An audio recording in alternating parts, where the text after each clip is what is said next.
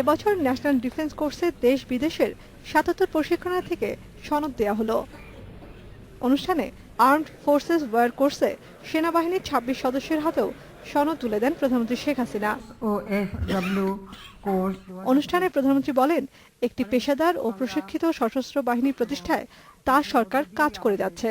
প্রাকৃতিক ও অন্যান্য দুর্যোগ ও বিপর্যয়ের সময় সশস্ত্র বাহিনীর সদস্যরা সততা, নিষ্ঠা ও কঠোর শ্রম দিয়ে এদেশের মানুষকে সাহায্য করে থাকেন।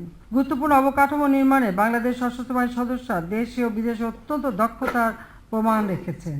আমি আশা করি জনগণের সশস্ত্র বাহিনীর মধ্যে এই অংশীদারিত্ব সময়ের পরিক্রমায় আরও শক্তি সঞ্চয় করবে।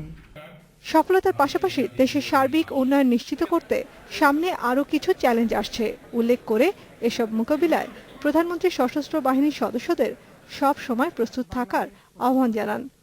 অনেক প্রতিকূলতা মোকাবেলা করে আমরা রাজনীতি, অর্থনীতি ও সরকার ব্যবস্থায় গণতন্ত্রের মূল লক্ষ্যসমূহ বাস্তবায়নের জন্য কঠোর পরিশ্রম করে যাচ্ছি।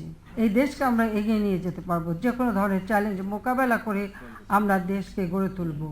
তিনি জানান, পরিবর্তনশীল বিশ্বের সঙ্গে তাল মিলিয়ে এ বাহিনীকে আরও আধুনিক করে তোলার কাজ চলছে। ২০১৬ সালের মধ্যে নৌবহরে সাবমেরিন যুক্ত হচ্ছে বলেও জানান প্রধানমন্ত্রী শেখ হাসিনা। অর্জন করতে সক্ষম। Nafiza Daula, independent news, Dhaka.